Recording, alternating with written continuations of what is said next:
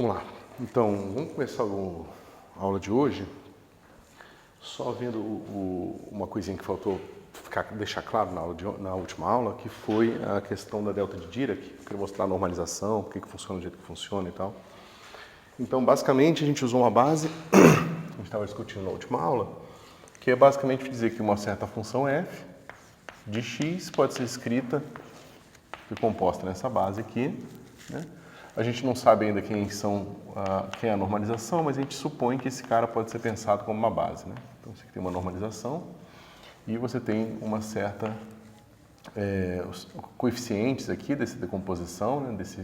Componentes desse vetor, vai ser uma função de k, dk, certo? E aí eu falei para vocês que isso aqui era raiz de n, se você pensar como uma base, mas é raiz de n, raiz de 2π, mas faltou explicar melhor o que está acontecendo aqui, em que sentido esse negócio vai ser uma delta de Dirac. Então, eu preparei aqui uma continha só para mostrar para vocês como é que a gente pode fazer essa conta, tá? Então, basicamente, a gente pode pensar na inversa desse cara. Então, a gente sabe que menos infinito a mais infinito de complexo conjugado desse negócio vai ser exponencial de ikx n, complexo conjugado, e a gente vai, esse cara aqui é o elemento de base k, aí eu vou botar um k' aqui, porque eu vou botar aqui o exponencial de kx, né, sobre n dx. E se isso aqui de fato é uma base, a gente espera que essa base seja ortonormal. A gente discutiu que essa ortonormalidade não pode ser integrável, porque essas funções aqui elas não têm limite, elas são sem limite. Então a gente espera que esse negócio aqui seja uma delta, né, de k menos k' menos k, ou k menos k', tanto faz, porque esse negócio aqui é uma função par, certo? Bom, eu tenho que entender então em que sentido esse negócio aqui vai ser uma função delta de Dirac, tá? Bom, para isso a gente percebe que a integral que nós temos aqui vai ser uma coisa do tipo 1 sobre módulo de n ao quadrado, integral de menos infinito a mais infinito. Esse cara ganha um menos aqui, o módulo veio porque eu tinha complexo conjugado desse cara, então vai ficar exponencial de x k menos k', certo? Dx. Então é isso que a gente quer fazer.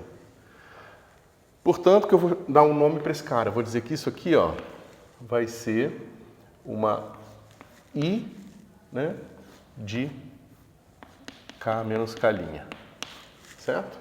Porque o k menos k' sempre aparece na subtração ali. E eu vou definir uma extensão dessa I, dessa integral aqui, desculpa. Vou deixar esse cara de fora. Eu vou estender ela, vou regularizar ela e vou dizer que existe uma família dessas integrais aqui, chamada I epsilon, também como função de k. Aí eu vou botar só k menos, em vez do que k menos k', só para poupar. E aí eu vou definir esse negócio aqui assim, ó, integral, menos infinito a mais infinito. Lembrando que eu quero fazer uma coisa que no limite de epsilon indo para zero, eu vou recobrar essa integral aqui, certo? Então aqui vai ficar exponencial de ikx, que é o que eu queria de qualquer forma. A normalização eu já deixei de fora, porque depois eu vou descobrindo quanto é que essa integral aqui, eu encontro quem é essa normalização. Bom dia. E aí o que eu vou fazer aqui é que eu vou botar um menos epsilon módulo de x. Certo? Ou seja, essa integral aqui com esse epsilon, contanto que o epsilon seja maior que zero, ela vai sempre convergir, porque eu tenho uma integral decrescente. Esses caras aqui são senos e cossenos que vão estar limitados entre menos 1 e 1. Então, uma função limitada entre menos 1 e 1 vezes uma função exponencial decrescente vai convergir, porque esse negócio vai para zero quando x se aproxima de infinito, certo? Então, eu regularizei essa integral aqui na esperança de conseguir encontrar uma maneira de deixar essa integral bem comportada, ou pelo menos de conseguir calcular o limite dela e mostrar que de fato é uma delta de Dirac, tá certo? Bom, agora a gente precisa fazer essa integral, é bastante simples. Enquanto vocês se acomodam aí.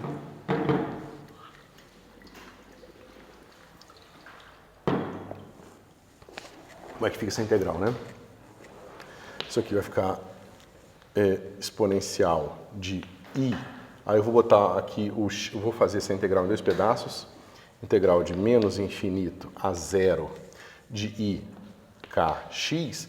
Se eu estou fazendo a minha integral de menos infinito a zero, o meu módulo de x nesse intervalo é menos x, porque o x é sempre negativo, então o módulo de um número negativo é menos ele, certo? Então aqui vai ficar mais epsilon x dx mais a integral de zero a infinito. Agora, com certeza, o x vai ser sempre positivo, então o módulo de número positivo é ele mesmo, então fica a exponencial de i kx menos epsilon x dx, certo? Bom, agora finalmente essa integral fica bastante simples. O nosso i epsilon de k vai ser igual, vou pegar o primeiro cara, exponencial de i x, aí eu vou botar aqui, peraí, não é isso que eu queria.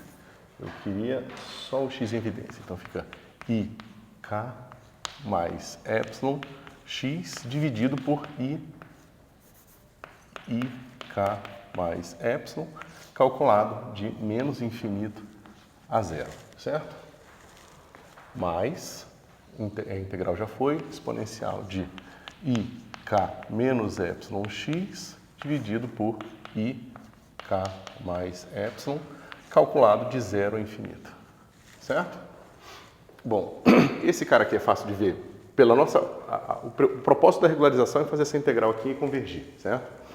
Então é natural que a presença desse termo é justamente o que vai fazer esse termo aqui para zero quando calcular em menos infinito, certo? Porque botar o menos infinito aqui vai ficar exponencial de um número negativo, né, que vai tender a infinito, em módulo, então esse negócio vai para zero, mas em zero esse cara aqui é 1, certo? Então esse cara vai ficar o quê?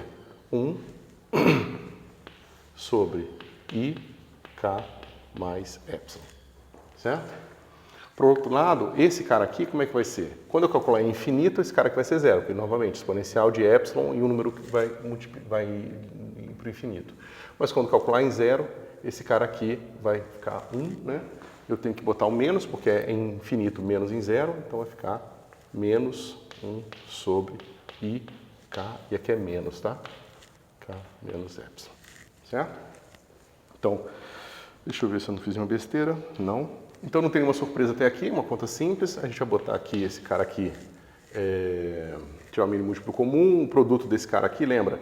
Isso aqui ao quadrado menos esse cara aqui ao quadrado, porque vai ser isso vezes isso aqui. Mas esse cara ao quadrado tem um sinal de menos porque tem um i aqui. Vai ficar dividido por menos k quadrado menos epsilon quadrado, certo? No numerador, aqui entra esse cara, vai ficar i k menos epsilon, né? E aqui entra esse, então vai ficar menos i k mais epsilon, certo? Bom, novamente, continha trivial, menos aqui, só que aqui eu vou ter menos epsilon, menos epsilon, só que o ik corta com ik. Então vai ficar 2 epsilon, era negativo, aqui embaixo era negativo também, k2 mais epsilon 2, certo? Bom, era o que nós queríamos, uma integral que convergisse, e ela converge. A gente pode ver que se nós mandarmos o nosso epsilon para zero agora, esse negócio aqui vai para zero, tá certo? Que, bom, dá algum significado para esse treco, tá? Agora tem que tomar um pouco de cuidado, porque o fato de você mandar o epsilon para zero, essa integral ir para zero, está mostrando para a gente, de certa forma, que a integral é zero, certo? Só que ela não pode ser zero sempre, ela tem que ser uma delta de Dirac, certo? Então, qual é o erro da nossa lógica aqui? Eu não posso mandar esse negócio, esse epsilon para zero, para k diferente de zero, para k igual a zero, né? Por exemplo, se eu botar k igual a zero, essa integral vai ser igual a 2 sobre epsilon. Agora, meu limite não é mais bem definido quando o epsilon vai para zero, certo? Então, de fato, está apontando para a gente que esse negócio aqui está com um comportamento próximo que a gente espera de uma delta de Dirac, certo? Mas a gente ainda precisa mostrar que esse negócio aqui tem uma certa normalização quando eu integrar em k, justamente para a gente recuperar isso aqui, né? Eu tenho uma função que eu decompus numa base, eu quero encontrar a normalização. Essa base vai ter integrais que não são funções de quadrado integrável, então a gente espera que, se normalizável é uma delta de Dirac, e a gente quer encontrar então a nossa normalização, mas a gente sabe que se a gente aplicar a transformada da transformada, que é basicamente o que eu estou dizendo aqui, a gente tem que voltar para a função original. Portanto, se eu integrar esse negócio aqui de zero, de menos infinito a infinito, eu tenho que encontrar 1, tá certo? Que é a integral da delta de Dirac, certo? Então eu preciso que a integral de i epsilon k dk de menos infinito a mais infinito eu quero que, uma vez normalizada, esse cara dê 1, tá certo? Então eu tenho que encontrar quanto que dá isso aqui, para eu colocar o número que eu encontrar aqui no N, tá certo? Porque no momento que eu fizer isso, eu vou, né? Ou se eu quiser fazer melhor, eu posso dizer que esse cara aqui tem que ser igual a 1. Ok? Bom, vamos fazer aquela integral. Tranquilo também, né, pessoal? Mas é bom fazer porque tem que entender algumas coisas bastante, como é que se diz? Umas nuances importantes dessa integral e do significado dela no que diz respeito ao espaço de funções que a gente está trabalhando, tá? Bom, então a gente quer fazer essa integral aqui, 2 vezes a integral de menos infinito a mais infinito de epsilon dividido por K2 mais epsilon 2 dk, certo? Bom, a gente pode dar uma simplificada na coisa toda, a gente vai ficar integral de menos infinito a mais infinito. Ó, tem um epsilon aqui, eu vou botar em evidência e vou fazer o seguinte, vai ficar 1 dividido por K sobre epsilon quadrado mais 1. Esse epsilon é o que estava aqui. E no denominador, é claro que eu tenho que ter um epsilon quadrado, certo? Corto quadrado com esse cara aqui, dk, certo? Ó, cortou esse epsilon com esse epsilon, vou ter epsilon, né, no denominador aqui de dk e k sobre epsilon aqui. Logo, é claro que a gente pode escrever esse negócio assim, 2 vezes integral de menos infinito a mais infinito. Eu posso chamar U de K sobre epsilon, certo? Se eu chamo U de K sobre epsilon, o epsilon é positivo, então esse U aqui, quando o K for para menos infinito, é menos infinito, quando for para mais infinito, é mais infinito. Então não muda o limite de integração e eu vou ter integral de 1 sobre U2 mais 1 du, certo? Então a primeira coisa interessante dessa integral é que a gente percebe que, por mais que esse treco aqui vai divergir quando K for igual a zero, né, quando K for igual a zero, se eu mandar o epsilon para zero, esse negócio diverge, a integral não depende de epsilon. Então, o valor... Por mais que esse negócio aqui aparentemente seja estranho, no sentido de que quando eu mando o epsilon para zero, essa função aqui é zero exatamente, ou se eu mantenho esse cara aqui fixo, mas eu mando o K para zero, essa função fica divergente em epsilon, né? A integral dela não depende de epsilon. A integral dessa função não depende de epsilon. Acabei de mostrar, já está mostrado ali. Certo? E claramente uma integral que vai convergir, porque você vê que quando eu vou... Né, claramente não, mas ela é bem razoável esperar que ela convirja, porque quando o U vai para infinito, eu vou ter 1 sobre o quadrado no denominador, que vai suprimir aquele valor ali, e você espera que essa área seja uma área finita. Certo? Nem sempre isso vai acontecer. Né? Você pode ver claramente que se você tem uma potência quebrada aqui no denominador de uma integral, isso pode resultar numa coisa que diverge logaritmicamente ou diverge com uma raiz. Né? Mas nesse caso não, nesse caso converge. Tá? Bom, como é que a gente faz essa integral aqui, pessoal? Alguém tem alguma ideia? Aquelas integrais por substituição trigonométrica. Alguém lembra de alguma coisa que dá 1 mais o quadrado? Isso.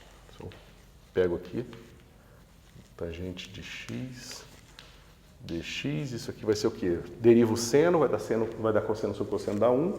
Quando derivar o cosseno, vai dar o menos da derivada do denominador, só que a derivada de cosseno também é menos seno, então fica 1 mais seno quadrado cosseno quadrado, que é tangente quadrado de x.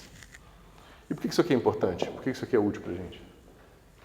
Porque isso mostra para a gente que a derivada, se vocês não souberem isso aqui, eu faço, tá? De arco tangente de y dy vai ser igual a 1 sobre 1 mais aqui é y quadrado. Certo? Se vocês não lembrarem disso aqui, é só lembrar que... Deixa eu fazer aqui. Pensa que você tem tangente menos 1 de y é sua função. Se você calcular tangente menos 1 de tangente de x e você tiver no intervalo de menos π a π, que te dá menos infinito a mais infinito, esse negócio aqui é igual a x. Certo? Se você diferenciar essa equação aqui em relação a x, você vai encontrar d tangente menos 1 dy, calculado em y igual a tangente de x, e a derivada de tangente de x. Dx, só que o lado direito é a derivada de x em relação a x, que é 1. Certo? Mas esse treco aqui vai ficar assim, ó. Tangente menos 1 dy. Só que a derivada desse cara aqui é o quê? É 1 mais tangente ao quadrado de y. Mas eu estou botando aqui o y igual a tangente de x. Então isso aqui vai ficar 1 mais y ao quadrado, todo mundo tomado em y igual a tangente de x igual a 1. Certo? E isso aqui leva aquilo que eu tinha escrito antes, né? Ou seja, você ignora esse cara aqui, você não precisa tomar essa expressão em tangente de x. Você pode tomar em qualquer valor, porque essa tangente de x assume qualquer valor de menos infinito a mais infinito, certo? Então, você mostrou que a derivada de tangente menos 1 de y dy é igual a 1 sobre 1 mais y quadrado, certo? Bom, e aí?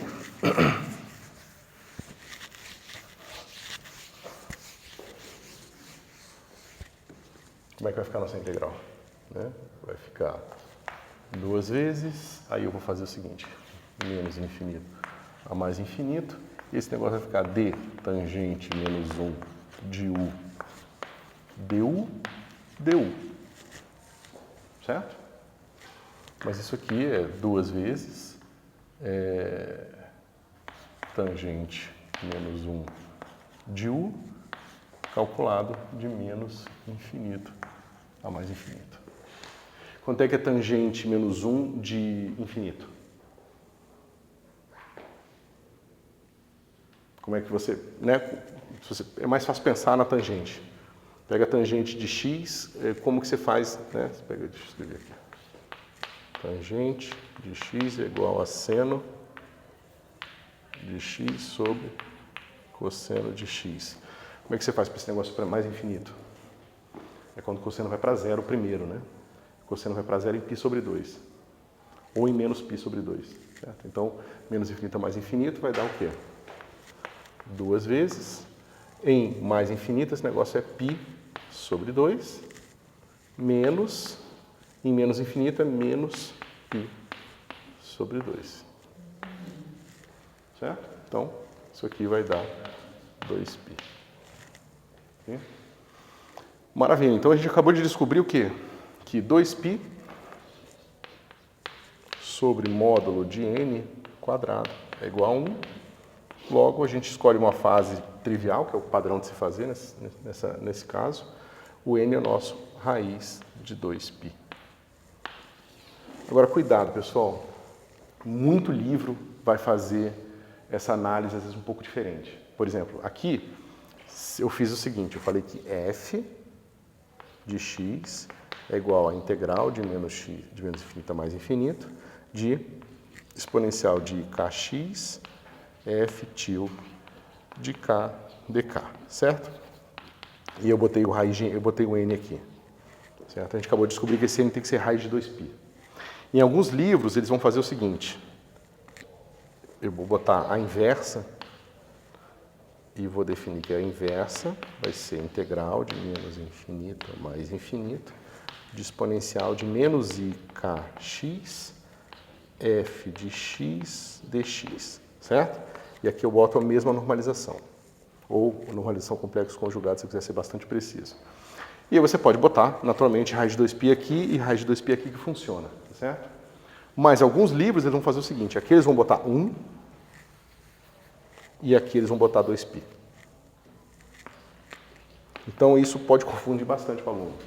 Alguns outros livros ainda vão fazer o contrário, vão falar que isso aqui é 2π e aqui é 1. Certo? Então fiquem atentos, porque dependendo do livro que vocês estiverem usando, às vezes eles estão usando uma convenção ou outra e isso pode confundir vocês, tá? Mas em geral, o 2π, a razão dele é essa aqui, que a gente acabou de fazer a conta, essa continha aqui, tá certo? E a gente tem que se preocupar também com com o caso da gente estar fazendo a integral inversa de uma função mesmo, certo? Porque aqui eu estou só integrando o nosso i, né? Eu só fiz essa integral aqui, integral do i epsilon k de menos infinito a mais infinito dk. E a gente acabou de encontrar que esse negócio aqui é 2π, certo? O problema é que isso vinha daqui, ó, integral de menos infinito a mais infinito de exponencial de i k' ou k menos k' x dx. Isso diz pra gente agora que vai ser 2π, uma função que vai para zero, quando você tiver esse cara diferente de zero, e vai para 2π vezes infinito, quando esse cara aqui for para zero, certo? Então a gente supõe que esse negócio vai ser uma delta de Dirac de k menos k', certo? Mas para que isso seja verdade, a gente não basta a normalização do i. A gente precisa saber, por exemplo, se esse cara aqui, ó,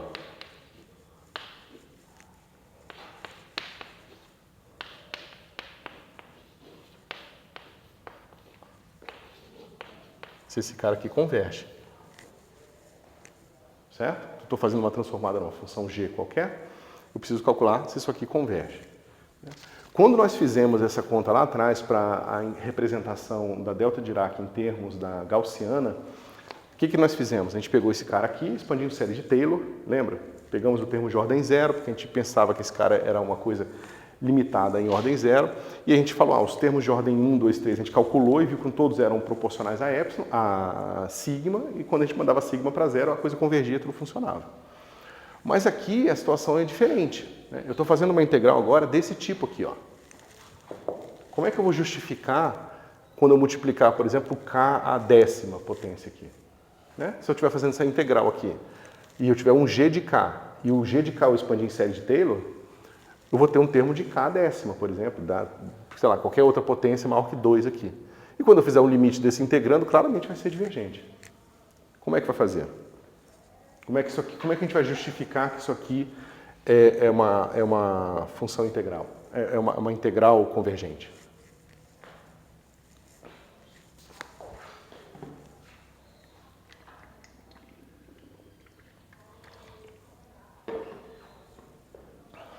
Porque no caso da gaussiana a gente mostrou que era, convergia para qualquer coisa. Porque a gaussiana ela vai mais rápido para zero do que qualquer polinômio vai para infinito. E nesse caso?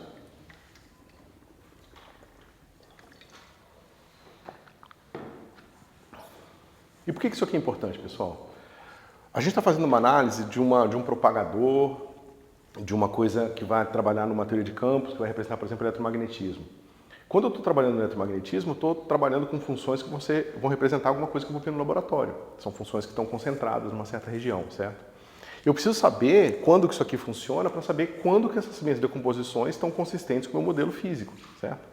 Se eu boto uma função aqui, que é k à 10ª, esse negócio claramente diverge, essa integral não vai funcionar, mas uma função assim representa o que fisicamente?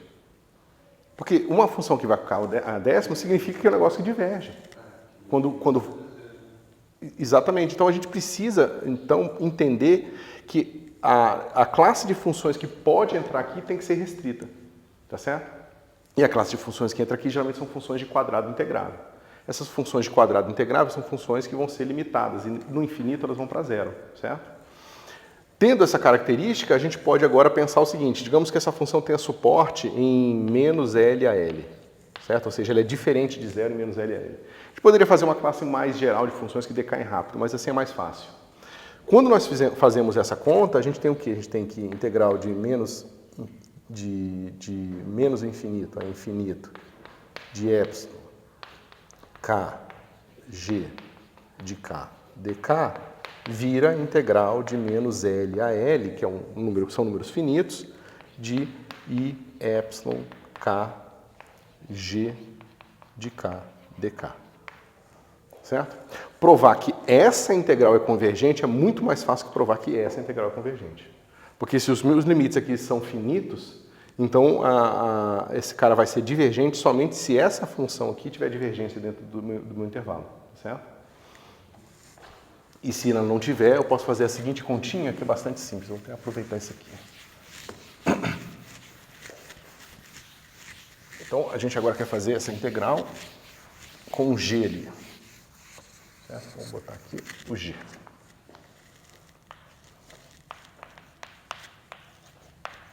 Okay? Bom, mas a gente pode fazer a mesma coisa. Eu boto um epsilon em evidência e vai ficar o seguinte. 2 vezes integral de menos infinito a mais infinito de 1 sobre k sobre epsilon ao quadrado mais 1, e aqui vai ficar g de k d k sobre epsilon, que foi a mesma continha que a gente fez antes, certo? A gente pode fazer a mesma troca de variável, a gente pode dizer que u é igual a epsilon k, não, a k sobre epsilon, certo? O que leva para a gente, né, vou botar um quadradinho aqui, leva para a gente em 2 vezes integral de menos infinito a mais infinito de 1 sobre u quadrado mais 1. E a diferença é que agora eu tenho g de quê? Epsilon u. Tá certo? du. Para essa classe de funções bem comportada, então aqui eu posso fazer o quê? Aplicar o meu limite. Epsilon indo para zero. Quando eu aplico o meu limite epsilon indo para zero, essa função deixa de ter dependência em u e essa integral vai ficar g de zero e vezes 2π. Certo? Porque agora o meu limite aqui foi para zero. Eu não poderia fazer isso antes, quando eu tinha só essa integral de menos infinito a mais infinito, porque eu poderia ter ambiguidade. Eu poderia mostrar que, por exemplo, para um epsilon finito, esse negócio diverge, por exemplo. Tá certo? Então, a gente precisa fazer suposição sobre a classe de funções que entra aqui. Para vocês entenderem isso com mais profundidade, vocês precisam fazer um curso de análise, né? Se vocês tiverem interesse em fazerem um curso desse na matemática, aí vocês vão entender exatamente o nome dessas classes de funções, como se comporta, como é que se constrói, né? Quais são as características que elas têm, e assim por diante. Aqui a gente só precisa entender que fisicamente tem uma escolha de modelagem bastante importante, tá? Ok, acho que isso aqui fecha e justifica por que a gente está usando raiz de 2π, tá certo? Agora, toda delta de Dirac que a gente for calcular a partir de uma integral de uma onda plana, a gente vai usar essa normalização aqui, que eu prefiro, tá? Porque aí você não esquece, você não se perde. Você usa sempre raiz de 2π aqui e raiz de 2π aqui. Ok?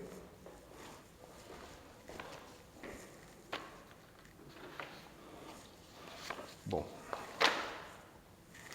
Agora a gente pode voltar ao que nós estávamos fazendo antes.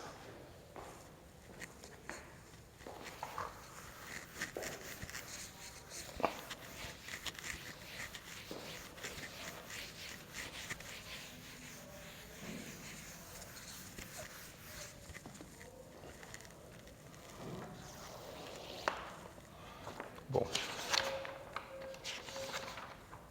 nós estávamos... Então, a gente tinha chegado nesse ponto aqui, pessoal. Integral de menos infinito a mais infinito de dk0 de exponencial de menos i k0 z0 e aqui era k0 quadrado menos k quadrado e dk0 está aqui. E a gente calculou esse negócio aqui, a gente fez toda aquela brincadeira do potencial avançado, retardado, a gente viu que tem uma θ, né, uma função θ aparecendo aqui. E ao fazer essa integral aqui, a gente encontra menos, deixa eu ver, um pouquinho, que dá menos 2π os resíduos, 2π sobre k, seno de k z0. Lembra, pessoal, essa integral aqui, para a gente fazer, a gente teve que plotar ela no plano complexo, escolher a posição dos contornos, calcular os resíduos, descobrir que tem uma θ multiplicando e assim por diante. Okay? A gente vai voltar nisso tudo de uma maneira bem mais simplificada no caso unidimensional, mas primeiro eu vou fazer o cálculo completo, aí depois eu volto e a gente faz um modelo simplificado desse problema para vocês entenderem melhor, certo? Então a gente tinha chegado nessa integral aqui na última aula e eu tinha deixado para explicar a delta de Dirac que eu acabei de fazer, certo? Então a gente tem que o nosso potencial retardado vai ser igual a θ de Z0, certo? Ou seja, somente quando o tempo futuro é maior, né? O tempo futuro seria tautologia. É só quando o tempo da coordenada sem linha é maior do que o tempo da coordenada com linha que a gente vai ter uma coisa diferente de zero. É o que a gente tinha feito antes. 2π ao cubo, certo? E agora tem que fazer o quê? A parte espacial da integração. Então, essa aqui é uma integral no R3 de d3k e entra agora o nosso seno de k z0 de kappa z0 sobre kappa exponencial de i k z. Certo? Vocês têm que lembrar aqui que o z que a gente está usando, talvez vocês não lembrem, eu vou botar aqui para não ficar...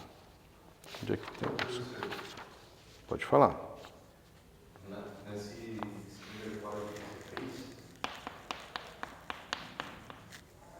quando o epsilon vai para zero, dá esse G0 e esse G0 vira delta de Dirac.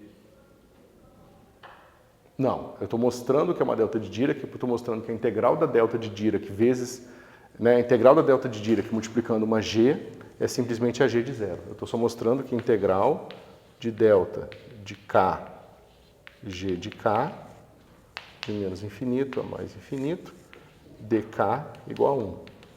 Só que aqui eu não botei a delta, eu botei aquele i, que no limite é a delta, tá certo? Mas tem um fator de 2π, por isso que deu, né, é por isso que é 1, né, e aqui, basicamente, limite de epsilon de k com epsilon indo para zero é igual a 2π delta de k. Foi isso aqui que nós provamos. Certo? Isso para explicar a normalização, aí a gente volta ao ponto que nós estávamos antes, lembrando que a gente estava pegando o z, que é a diferença desses dois caras aqui. Naturalmente o z0 vai ser a coordenada zero aqui do ponto x, menos a coordenada zero do x0. Então, quando esse cara aqui é positivo, significa que esse está no futuro, esse está no passado, porque esse é maior que esse.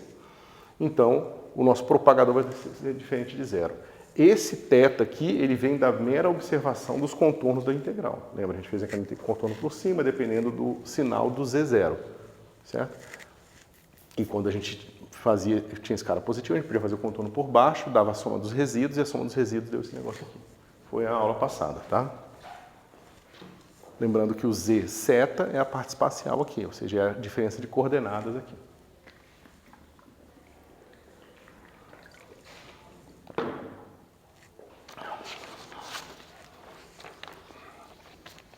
Bom, agora a gente pode fazer essa continha, não é complicada, fica θ de z0 sobre 2π ao cubo, aqui integral de 0 a infinito, integral de 0 a π, integral de 0 a 2π, aí vai ficar assim, k2, seno de θ, exponencial.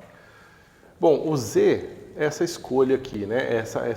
Esse z seta é igual a x menos x0. Eu sempre posso escolher um sistema de coordenadas em que, como esse cara está fixo durante essa integração aqui, eu posso escolher esse cara na direção z, certo? Por simplicidade, para a integral sair mais tranquilamente. Então aqui vai ficar exponencial de i kappa módulo de z cosseno de θ, certo? Que é, basicamente, esse cara aqui é a componente na direção z dele. Agora a direção z não da variável, mas direção 3, né, apontando para cima aqui. Então, esse cara aqui é cosseno de θ e aqui o seno que eu tinha antes de kappa z0 e d kappa, que é o módulo, dθ, dφ. Certo? Bom, a integral em φ é direto, porque no nada que depende de φ, então dá um 2π que corta com 2π ali. A integral em θ eu tenho que tomar cuidado, porque eu tenho um seno de θ, um cosseno de θ aqui, e eu tenho um dθ aqui. Mas seno de θ dθ, né? Ou seja, deixa eu escrever aqui, seno de θ dθ é igual a menos d cosseno de θ. Todo mundo concorda? Só que seno de 0 é 1 e seno de π é menos 1. Então, eu estou indo de menos 1 a 1 aqui. Eu posso inverter aqui a ordem com esse sinal aqui e fazer uma integral em μ, que eu vou chamar cosseno de θ igual a μ. A gente fez isso já diversas vezes nesse curso. Então,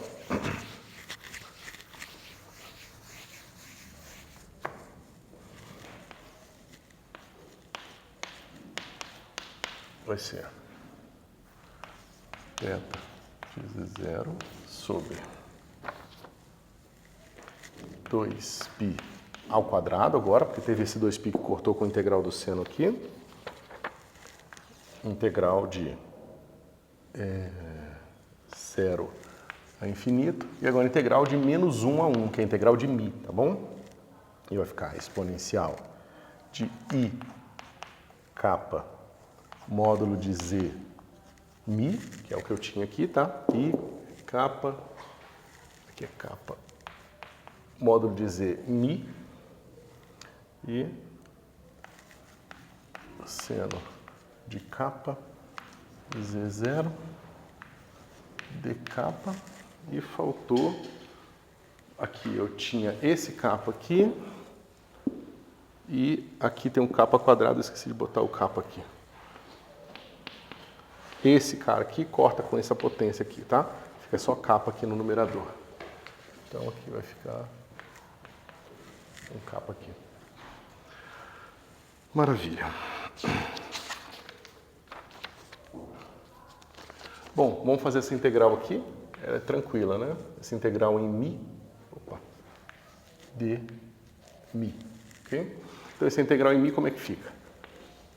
GRZ é igual a θ vezes 0 por 2π ao quadrado. Vai sobrar uma integral de 0 a infinito. Bom, esse cara aqui vai ficar assim, ó. Capa exponencial de I capa módulo de Z o μ dividido pelo quê? Por I capa módulo de Z, certo? Porque eu estou integrando em μ, então cai esse cara aqui. Legal que o capa corta aqui, tá certo? Fica o I módulo de Z, isso aqui calculado em menos 1 em 1, tá certo? E eu preciso ainda integrar esse negócio aqui em capa. Ok? Vamos lá. Θ, C0, 2π ao quadrado. Esse cara fica como, pessoal? Integral de 0 a infinito. Esse cara calculado em 1 vai ficar simplesmente com esse μ igual a 1, menos isso aqui calculado em menos 1. Então vai ficar uma exponencial complexa menos exponencial complexa com sinal trocado, certo? Mas isso aqui é o quê? É 2 vezes I seno desse treco aqui.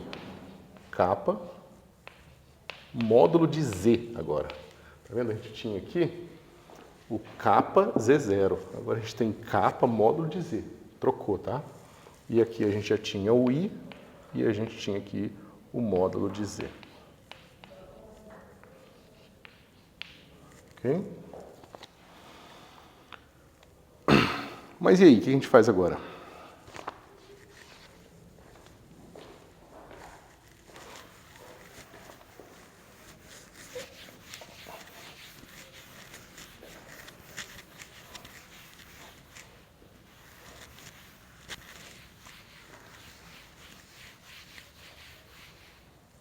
Espera aí, que eu acho que eu fiz uma bobagem. Eu esqueci do outro cara.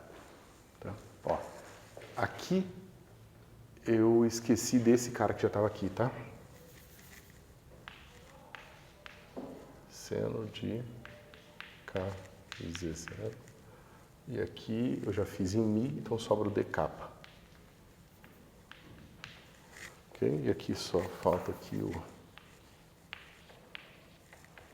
seno de capa Z0 e aqui d capa. Agora sim, e aí? Como é que a gente pode fazer essa integral?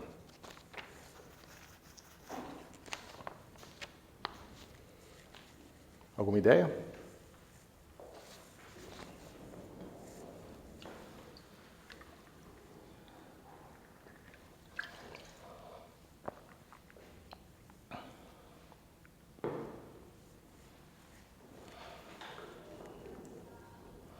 Deixa eu cortar o I aqui.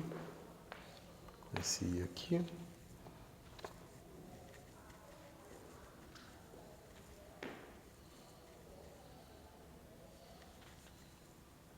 Nenhuma ideia, pessoal? Vamos lá, então.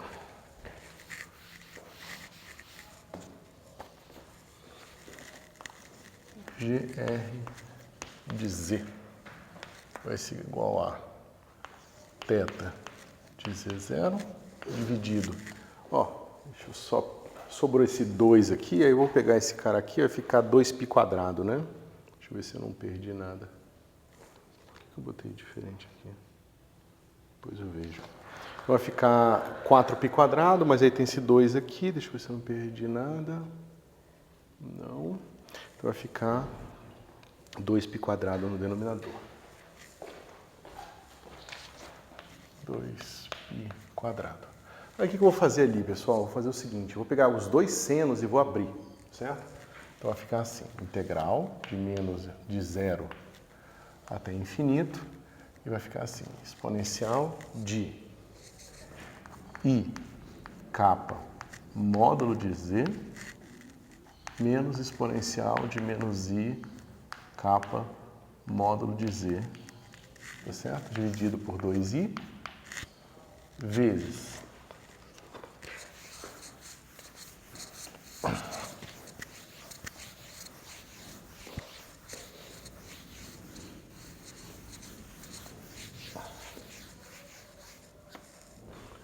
vezes o quê? Exponencial de I capa Z0 menos exponencial de menos I capa Z0 sobre 2I. Eu só abri os dois senos, tá? E aqui D capa. E agora, tá mais claro o que vai acontecendo?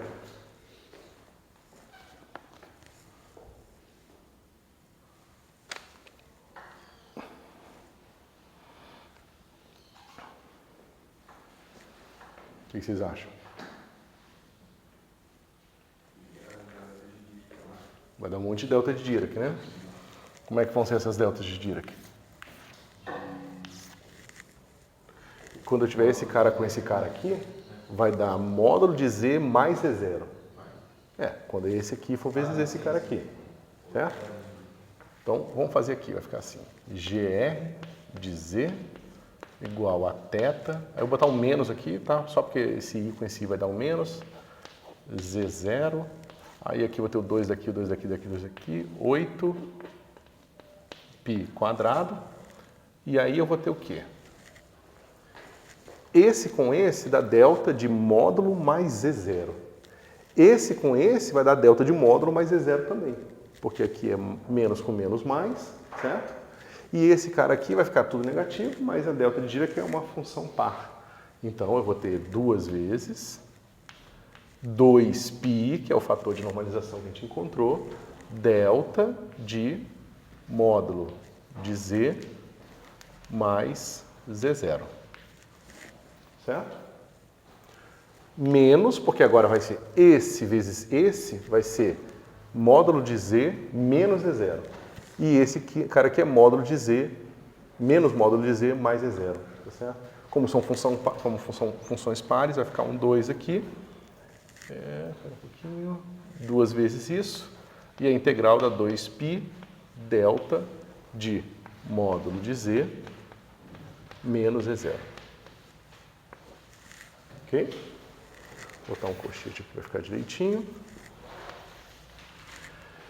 Bom, e esses dois deltas de Dirac aqui, os dois são relevantes para a gente? Ou só um deles? Os dois delta de Dirac são relevantes para a gente?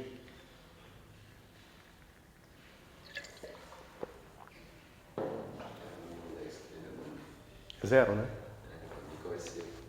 Nunca vai ser satisfeito aqui, porque tem esse cara aqui que não deixa o Z0 ser negativo, e esse cara é positivo definido também, então a delta de um número positivo é sempre zero.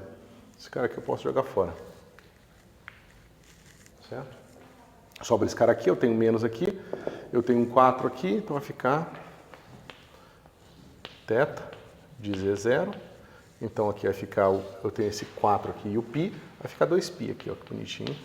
2π e aqui vai ficar, espera um pouquinho que eu acho que eu esqueci, perdi alguma coisa aqui. O que eu perdi? Ah, esse cara aqui, ó, pessoal. Esqueci dele, tá?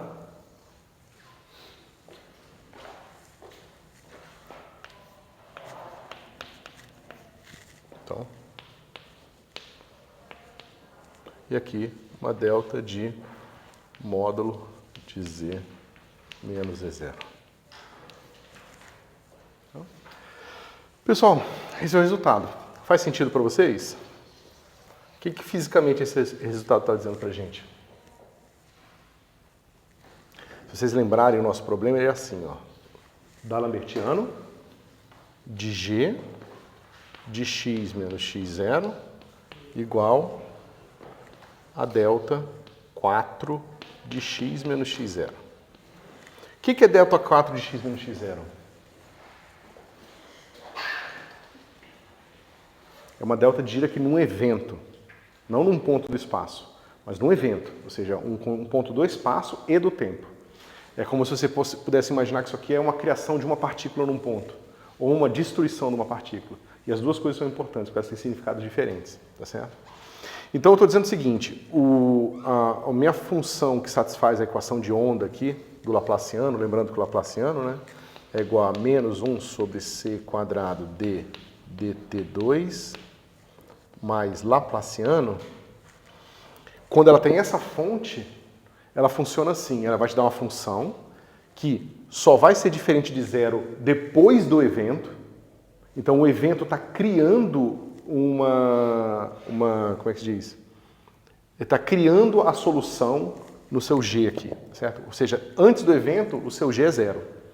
Então basicamente está dizendo que, digamos que é o campo eletromagnético antes de você criar um elétron dentro dele. Aí você criou o elétron e depois destruiu ele imediatamente. Ele seria representado por uma coisa assim, certo? Então você criou o elétron e aí quando você criou o elétron aparece o mundo eletromagnético, aparece o campo eletromagnético. Mas como você destruiu logo em seguida, o campo eletromagnético não fica continuamente disposto no espaço, como vocês aprenderam na eletrostática. O campo eletromagnético é aquele que você criou na presença daquele elétron e depois ele se propaga. E como é que ele se propaga? Olha aqui. Se eu escrever esse negócio aqui, voltando para as coordenadas originais, vai ficar assim. Θ de x0 menos x00. Então esse cara aqui só vai sobreviver quando for positivo. Eu vou ter um 2π aqui. Deixa eu ver se é 2π mesmo. Por que eu botei 4? Eu errei alguma coisa? Era 8π quadrado. Acho que é por causa aqui do 2π.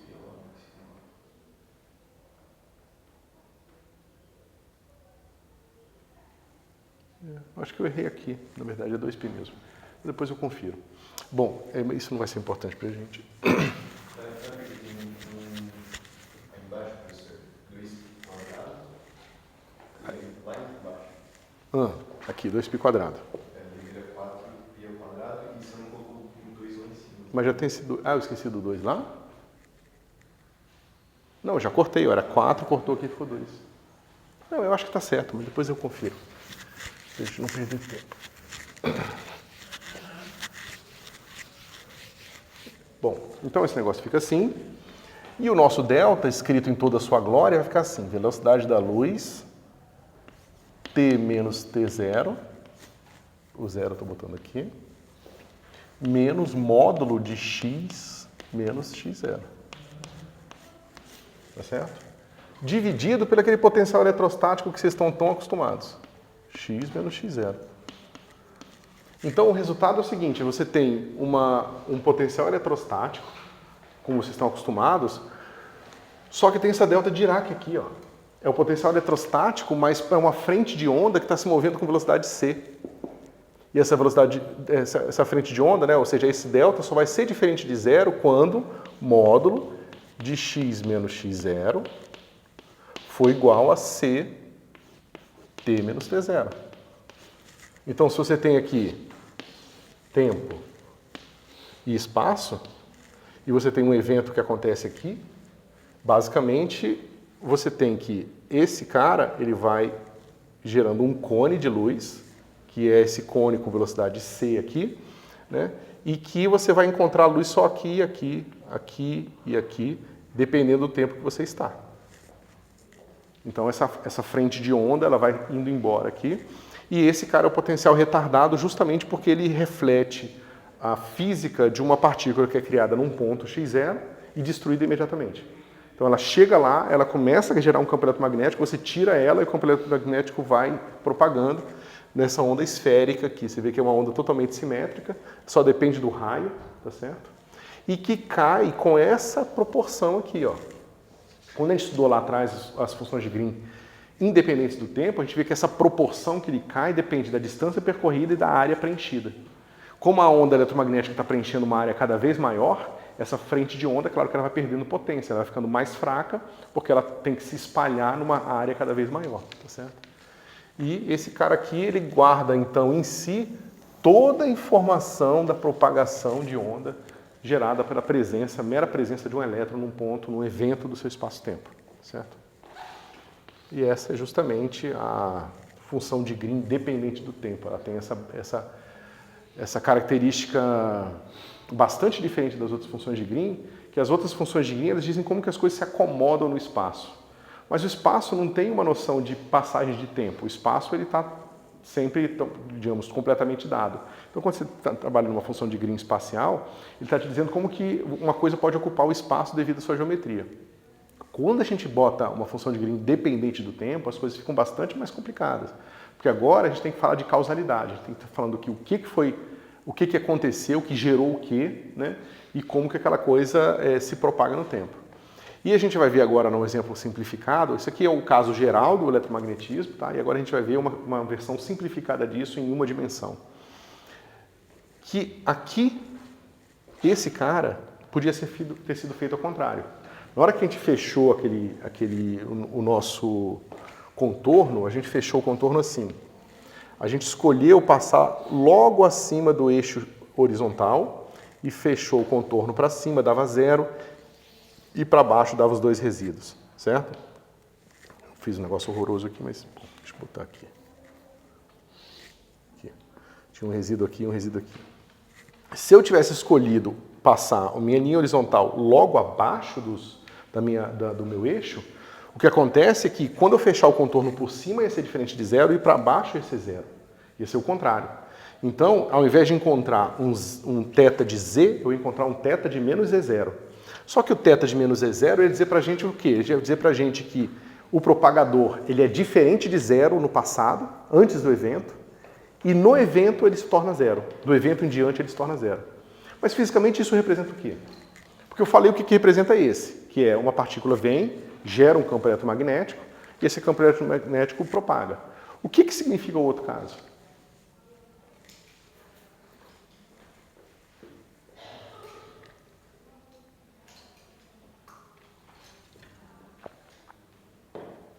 É bastante mais delicado de entender, que é o seguinte, é uma configuração de campo que está se movendo e está colimando até no momento que ela chega num ponto, e no momento que ela chega naquele ponto é como se eu colocasse exatamente o que eu preciso naquele ponto do espaço para balancear ele e zerar a minha configuração de campo, certo?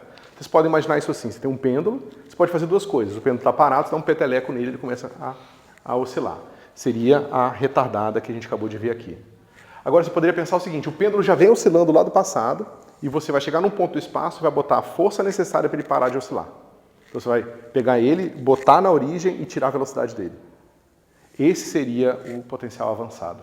E as duas coisas são necessárias, porque os dois tipos de evento podem acontecer num campo eletromagnético. Na hora que o campo eletromagnético interage com o elétron, as duas coisas podem acontecer. O campo eletromagnético pode vir com uma configuração e o elétron pode rebalancear ou contrabalancear a configuração do campo eletromagnético, ou a presença do elétron pode criar e gerar campo eletromagnético. Na verdade, as duas coisas são necessárias, tá certo? Isso fez muita confusão na cabeça dos físicos lá no começo, porque quando você tenta interpretar essas coisas como uma mecânica quântica, essas duas soluções, elas aparentam ser soluções de energia positiva e energia negativa. Mas é porque a energia negativa é como se eu estivesse tirando energia do sistema na hora que eu paro o pêndulo. É como se eu estivesse realmente botando um sinal de menos ali. Só que, do ponto de vista da mecânica quântica relativística, isso é estranho, porque parece que você tem uma partícula que tem em si ela energia negativa. É como se você estivesse pensando o seguinte, essas ondas vão se colimar e elas vão ser destruídas aqui. Mas é como se essas ondas que estão andando nessa direção fossem destruir a energia, entendeu? E isso que dá essa impressão negativa. Então, se vocês forem ver, eventualmente, a equação de Dirac, lá no curso de Mecânica Quântica 2, lá o professor pode explicar para vocês que essas ondas aparentemente de energia negativa vão estar relacionadas com essas propagações aqui dos potenciais avançados, tá certo? E aí teve a explicação do Feynman também, porque você pode pensar nisso como uma partícula andando de trás para frente no tempo. Mas eu acho que olhar para o propagador e entender que ele é um resultado geométrico e físico que basicamente combina causalidade e interferência no sistema, é muito mais simples e mais direto de interpretar o resultado matemático que a gente acabou de obter aqui, certo? Bom, alguma dúvida sobre isso, pessoal? Até agora?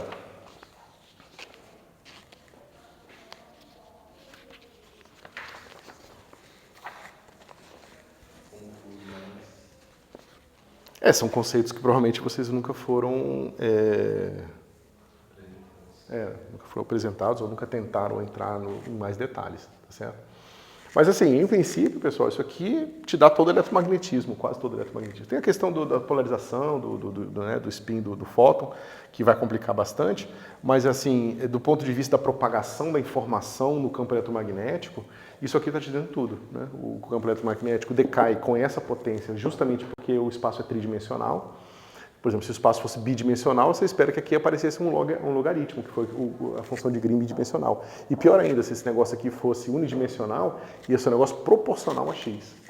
Então a propagação de informação é esquisita, a frente de onda aumenta, tá certo?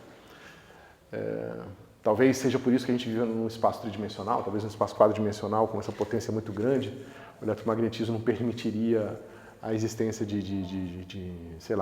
estruturas mais complicadas, né? Bom. Então, aqui a gente fez um negócio mais complicado. A gente chegou nessa equação aqui, aí fez uma transformada de Fourier, encontrou no espaço de Fourier, e aí fez a transformação de volta. Para fazer a transformação de volta, teve que fazer escolhas de contorno. Então, às vezes, fica muito complicado se você conseguir realmente localizar na sua mente o significado das passagens matemáticas e a associação ao significado físico daquelas passagens, tá certo? Então a gente vai fazer o seguinte, a gente vai voltar lá para o começo, a gente vai voltar para uma EDO, a gente vai estudar uma EDO e ver como que a gente pode estudar a EDO do ponto de vista de uma função de Green independente do tempo, certo? Então, vamos lá. Dada uma EDO, assim, y duas linhas, mais P1 y' mais P0 y igual a zero, a gente viu o seguinte, nós vimos que o Wronskiano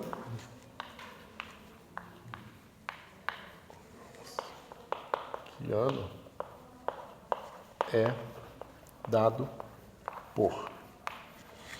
Então a gente tem aqui o Wronskiano das duas soluções, a gente estudou bastante isso, a gente viu que está associado a uma questão da antissimetria das soluções, a antissimetria das soluções está associada à sua independência linear, então a gente usa o Wronskiano para medir a independência linear de duas soluções, então tem aqui y1 e y2, certo? Isso aqui vai dar o determinante dessa matriz aqui, certo?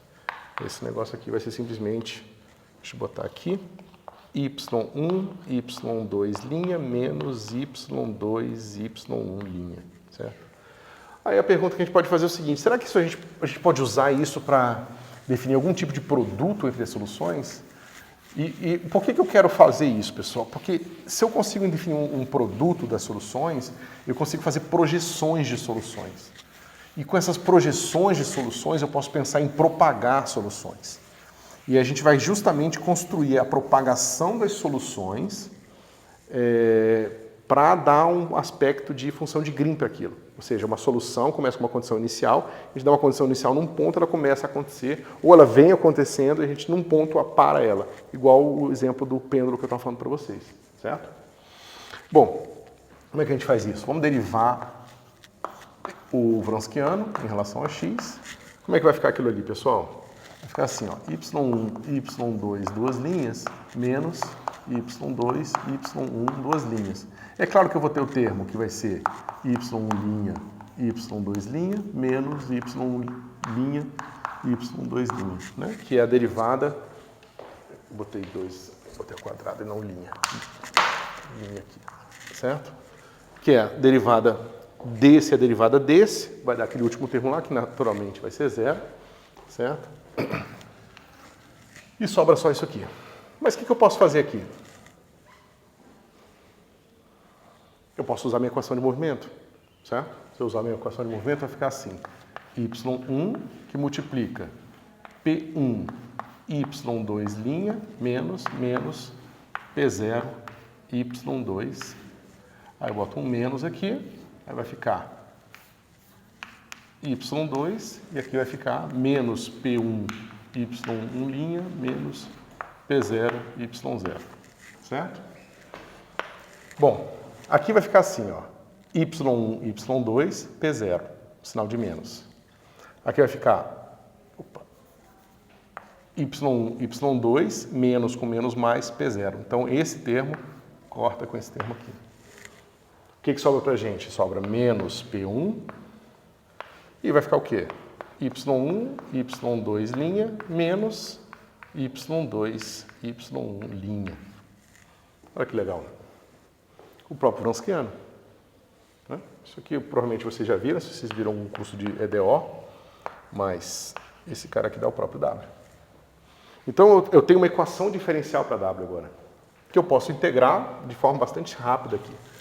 Como é que fica essa equação aqui? Vai ficar assim, ó, derivada do logaritmo natural do W dx é igual a menos P1. Certo? Se eu integro essa equação, eu vou encontrar o que é?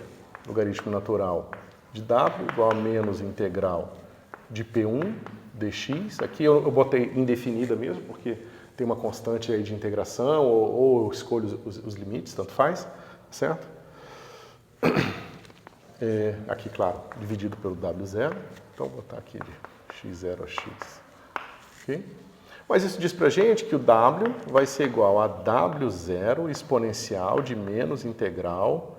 Eu vou botar só assim, P1 dx. Certo? Mas veja, pessoal, aqui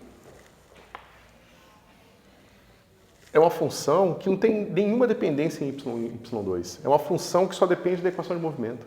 Dada a minha equação de movimento, eu pego esse meu P1, calculo uma primitiva dele, boto aqui e pronto. Meu problema, eu consigo calcular esse termo aqui sempre com tranquilidade. Mas isso diz pra gente que esse cara pode sempre ser calculado. Integral de P1 dx vezes W. Mas isso aqui é o quê, pessoal? Isso é uma constante. Esse cara é uma constante. Isso é uma quantidade conservada do sistema.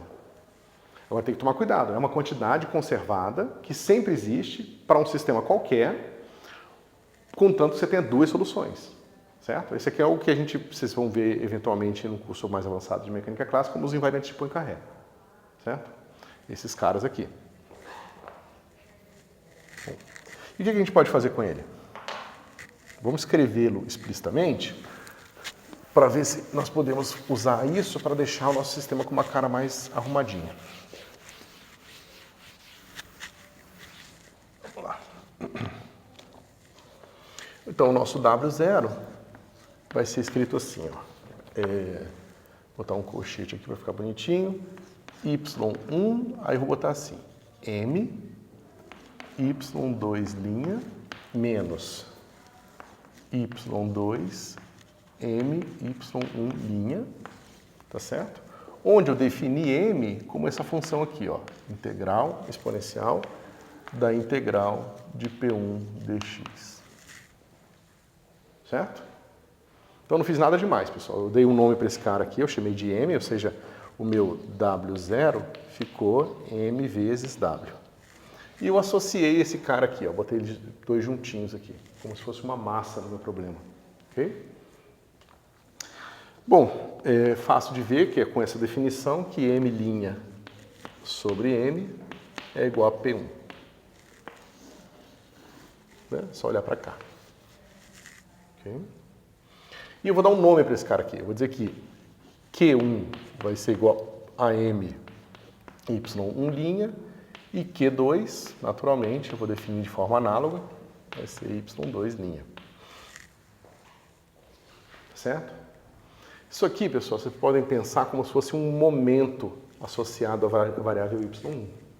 E esse cara como se fosse uma massa, tá certo? Isso sempre pode ser feito, dado uma equação diferencial, não interessa se ela está associada a uma partícula ou não, você pode pensar como esse cara fazendo um papel de uma massa, tá certo? E isso aqui fazendo um papel de momento associado à variável Y. Ok? Bom,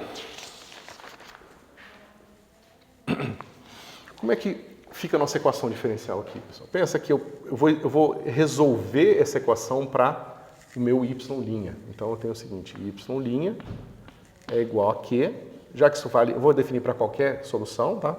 Vai ficar Q sobre M. Então eu tenho uma equação de primeira ordem aqui, certo? E se eu quiser calcular agora a minha equação de segunda ordem, eu posso calcular quem é o meu y duas linhas, certo? Eu posso derivar esse cara aqui. Só que se eu derivar ele, vai ficar assim, Q' sobre M, certo? Mais a derivada desse cara aqui, vai ficar 1 menos M' sobre M, Q sobre M. Né? Quando derivar esse cara aqui ficar quadrado no denominador, eu separo em dois M's aqui. Esse Q sobre M é o que tinha antes, né? E o que eu faço agora? Eu tenho essas duas derivadas. Bom, só que o meu y duas linhas também é igual a menos P1 y' menos P0 y, que é a minha equação original. Mas o que vai acontecer aqui? Eu pego esse lado aqui e vai ficar assim, Q' sobre M menos, aí tanto faz aqui, eu vou jogar, vou transformar o lado direito, fica melhor. M' sobre M, Q sobre M, igual. Quem é P1? P1 é M' sobre M, então vai ficar assim, menos M' sobre M. Mas quem é Q sobre M? É Y', certo? Espera um pouquinho, já tem, não, quem é o meu Y'? É Q sobre M, então fica assim, Q sobre M. Mas é igual. O que sobra para mim? Sobra menos P0 Y. Certo? Mas o que isso está dizendo para a gente? Está dizendo para a gente que a segunda equação que eu tenho é Q' é igual a menos M0 M P0 Y. O que isso está aparecendo, pessoal? Essa equação e essa equação aqui. Já viram mecânica clássica? Já viram mecânica analítica?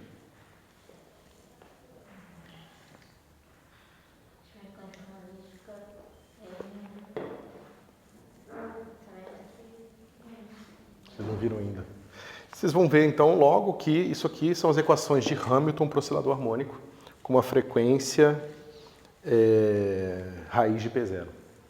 Claro que se a sua frequência, se o P0 for negativo, vai ser um oscilador sendo cosseno hiperbólico, ele não oscila mais, ele cresce exponencialmente, ele é um oscilador invertido.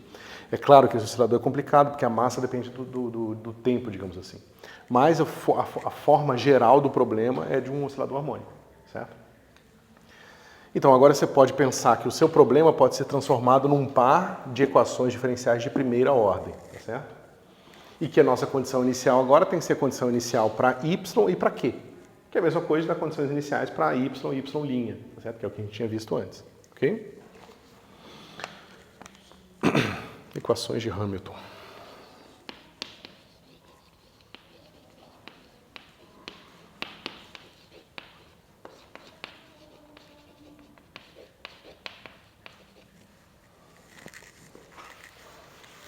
Bom, Agora, por que a gente está fazendo isso?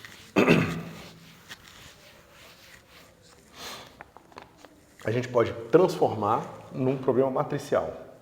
A gente pode dizer que V é um vetor que tem essas componentes, Y e Q, ok?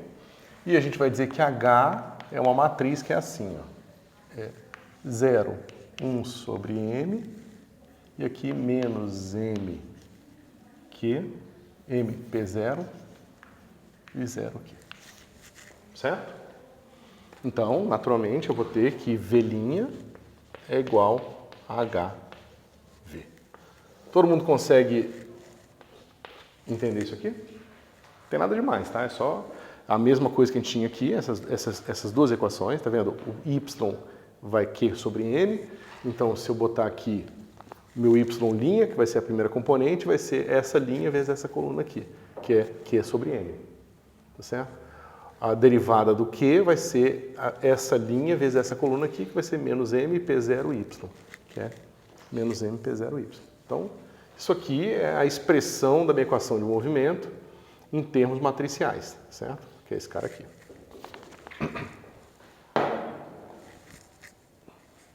Bom, e o que mais? A gente pode pensar o seguinte, o Wronskiano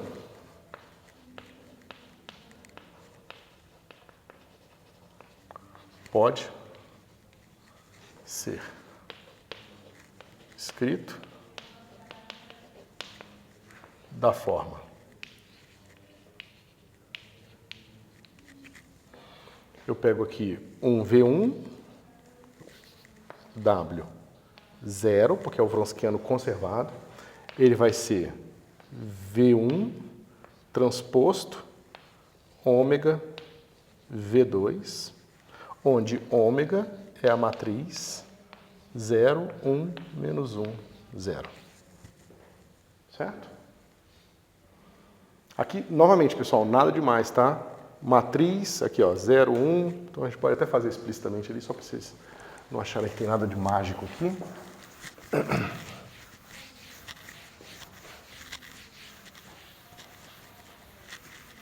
Vamos lá, ó. Fica assim.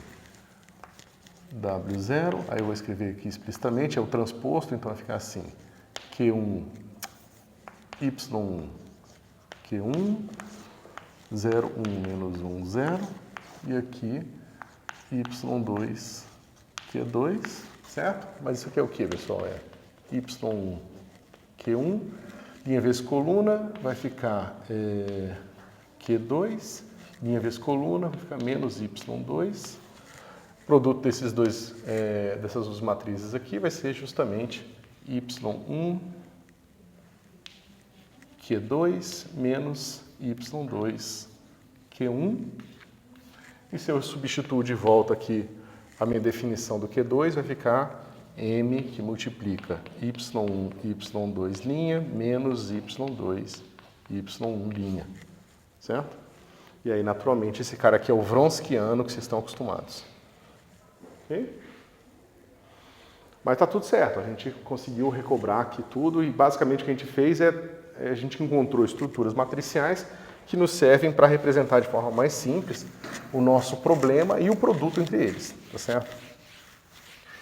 Agora, o interessante é que a gente sabe que esse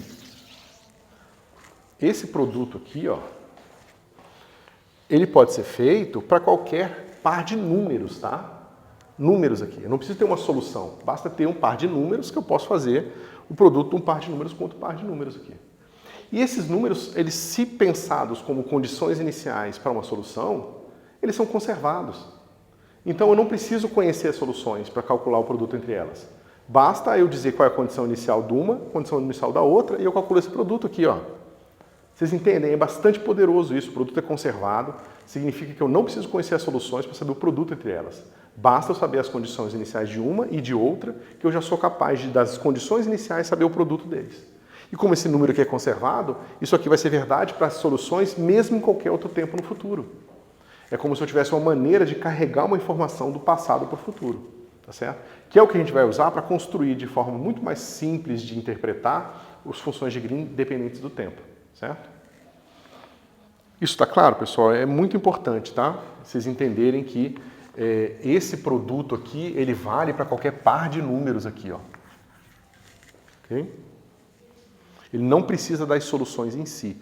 E uma vez válido para os pares de números, ou seja, se eu digo que eu conheço o meu y1 de x0, e eu estou pensando agora o x como uma variável de tempo, e conheço o q1 de x0, e conheço o y2 de x0, e conheço o o q2 de x0, eu conheço esse produto em todos os tempos, ou seja, esse cara aqui ele também vai ser igual a y1 de x, q2 de x, menos y2 de x, q1 de x. Tá? Ou seja, isso aqui, eu posso botar qualquer valor de x aqui que vai dar sempre o mesmo número constante aqui. Eu provei que isso aqui é uma constante de movimento. Eu construí o W0 para ser uma constante de movimento. É a mesma coisa da energia. Se eu sei a energia inicial do sistema e a energia se conserva, eu não preciso mais calcular o tempo. Eu posso pegar aquela equação da energia e usar justamente para resolver problemas de mecânica, que é o que vocês aprenderam provavelmente o tempo todo quando vocês viram isso lá no ensino médio ou no começo do curso, certo? E aqui a gente tem o mesmo propósito. A gente pode usar esse número calculado inicialmente para propagar a informação para o futuro, tá certo? Bom,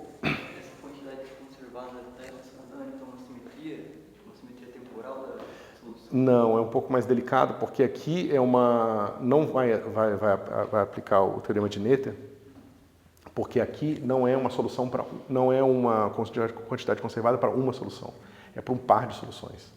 Aí fica mais delicado. A simetria que está ligada a isso aqui tem mais a ver com uma simetria de calibre do eletromagnetismo do que uma simetria de conservação de energia. Certo? Mas é interessante essa discussão. Bom, o que eu posso fazer então? O que a gente fez o tempo todo, que a gente tem um espaço vetorial e tem um produto, é encontrar uma base, certo? A gente tem agora o nosso mecanismo para calcular bases linearmente independentes, então eu posso procurar uma base. Procuro uma base. A gente sabe que isso é um espaço bidimensional, então eu vou ter uma base V1 e V2, tal que V1,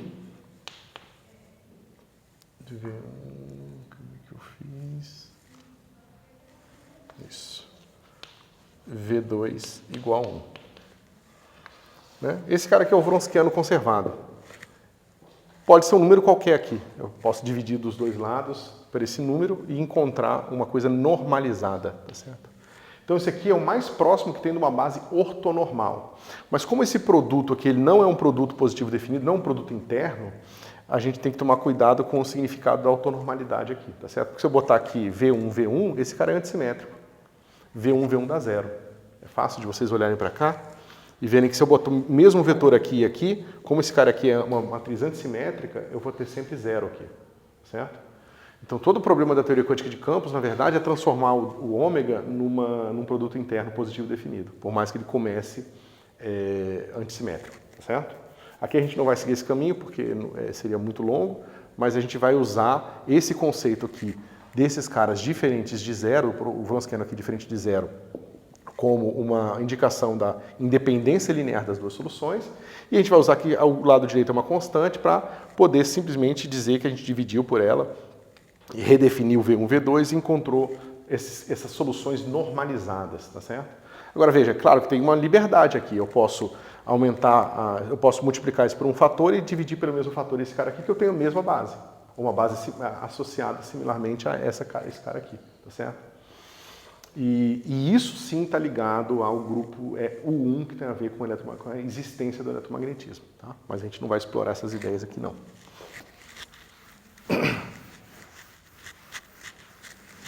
Engraçado o eletromagnetismo aparecer aqui nas EDOs.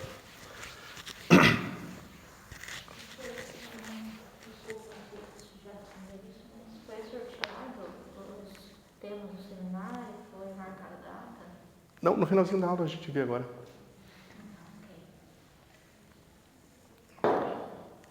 Bom, então o que a gente pode fazer?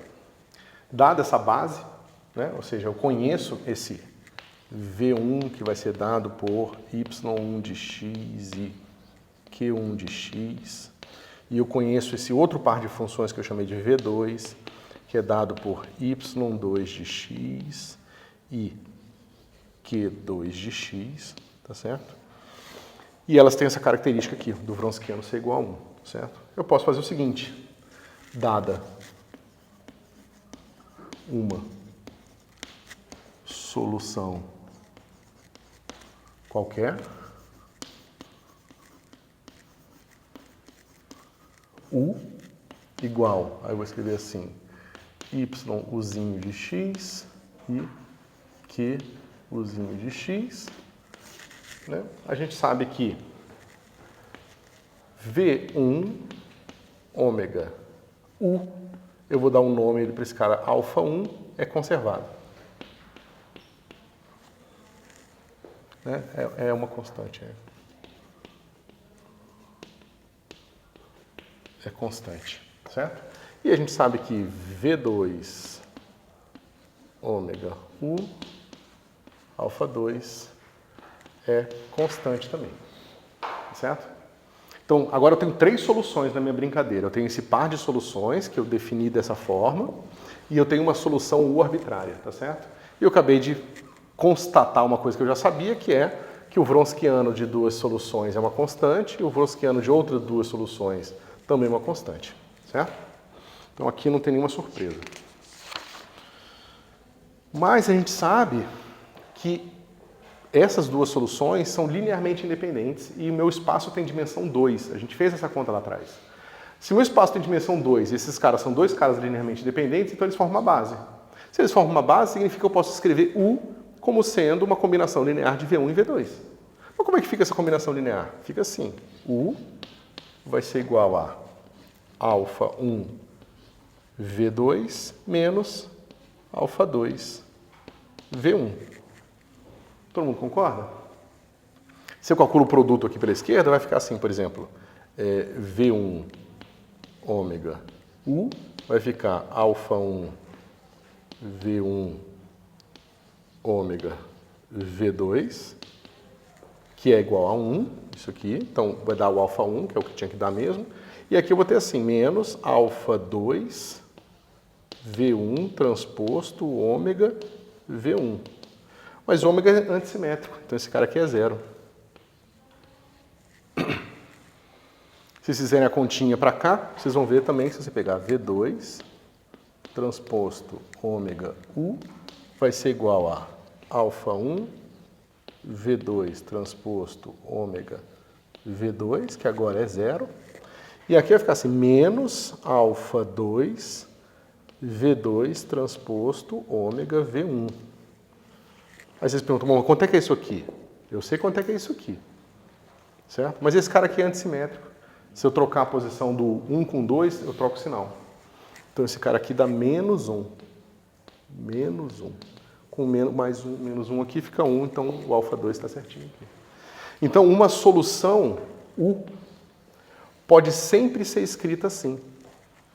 Agora vamos juntar isso aqui com o conhecimento nosso de que o alfa pode ser calculado a partir das condições iniciais. O que isso diz pra gente na prática? Ó, o alfa é um Wronskiano. Então, como a gente acabou de discutir lá, ele pode ser calculado a partir das condições iniciais de U. Então eu pego o U, eu não encontrei a expressão completa para o U ainda, eu só dei as condições iniciais. Com as condições iniciais, eu posso pegar o meu V, que eu conheço, porque ele é uma base dada, e eu calculo alfa 1 e alfa 2.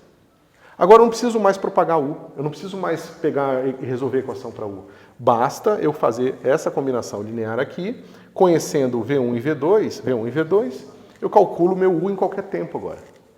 Tá certo? Então, de certa forma, esse produto aqui, somado ao meu conhecimento dessas soluções, propaga a minha informação da condição inicial para qualquer instante de tempo, se eu pensar no meu x como uma propagação temporal. Certo? E é por isso que eu fiz essa construção para vocês. É uma coisa que mais ou menos óbvia, de que você tem uma base linearmente dependente, então se você conhece a base, você conhece o seu vetor, né? Mas aqui tem vantagem adicional da conservação no tempo do Wronskiano e do uso disso como uma maneira de você propagar a sua solução para qualquer tempo, tá certo? Bom, qual o próximo passo?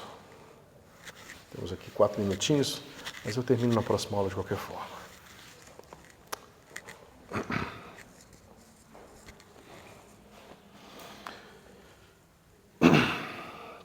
Bom, vamos pensar no seguinte. O meu sistema, eu vou pensar que ele satisfaz essa equação aqui.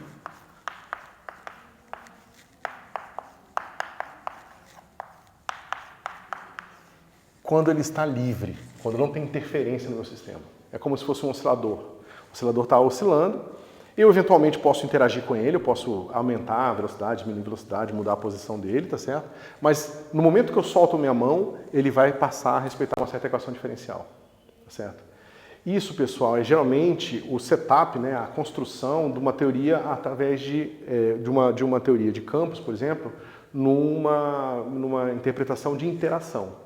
Né, de perturbação em torno da interação, ou seja, antes de você ter a interação do elétron com o fóton, tanto o elétron quanto o fóton estão livres. Então eles vão satisfazer uma teoria livre assim. Mas eu posso lá dar um toque no meu elétron, um toque no meu fóton, ou um pode interagir com o outro e fazer uma alteração um no outro, tá certo? Bom, como é que eu uso isso aqui? Eu vou dizer o seguinte, eu vou dizer que inicialmente o meu U é assim, 0, 0.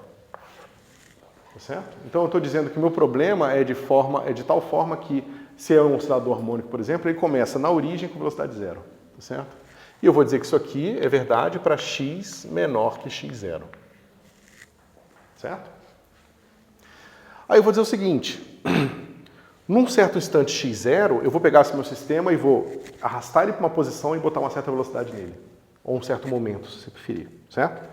Então eu vou dizer que meu U vai ser igual assim, 0, 0 para x menor que x0 e vai ser igual a alfa 1, 0, V2 de x menos alfa 2, 0, V1 de x para x maior que 0. Certo? Então, sabendo as condições iniciais que eu vou colocar nesse instante aqui, eu conheço alfa 1 e alfa 2, e eu tenho minha solução, meu sistema sendo descrito por essa expressão mais complicada aqui. Ele inicialmente está parado, meu oscilador harmônico, e no tempo x0 eu arrasto ele para a posição que vai estar aqui no meu y associado ao uzinho, né? Ou seja, esses caras aqui eu calculo a partir do meu y u de x0 e do meu q u de x0, que é a posição e o momento iniciais, tá certo? E a partir de então ele começa a oscilar com aquela frequência de acordo com a frequência não, mas de acordo com as condições iniciais que eu impus naquele momento, certo? A pergunta é, que equação esse negócio aqui satisfaz? Porque U não vai satisfazer mais essa equação aqui, certo? Por que ele não vai satisfazer essa equação? Porque agora, implícito na evolução dele, tem a interferência externa. Como que essa interferência externa vai modificar a equação de movimento para esse cara? Certo?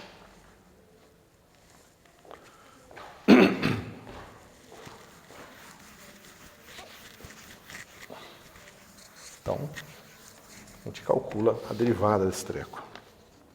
A gente reescreve U de uma forma simples, que vai ser um θ aqui, de x menos x0, que é justamente 0 quando o x for menor que x0, vezes aquilo lá, alfa 1, 0, V2, menos alfa 2, 0, V1. Ok? E, eu acho que, deixa eu ver se vale a pena, não, já deu. Então, a gente vai calcular a derivada desse negócio aqui e vai ver que ele vai satisfazer uma equação parecida com essa, só que vai aparecer uma coisa tipo uma delta de Dirac aqui. Então, aquela noção que a gente estava fazendo de uma forma talvez um pouco mais construtiva da função de Green, ela aparece aqui naturalmente quando a gente busca a equação satisfeita por esse tipo de solução aqui. Uma solução que prevê uma interferência num certo tempo x0 aqui, ok? Mas a gente vai explorar isso mais na próxima aula. e ver como que isso se conecta àquilo que a gente estava vendo antes.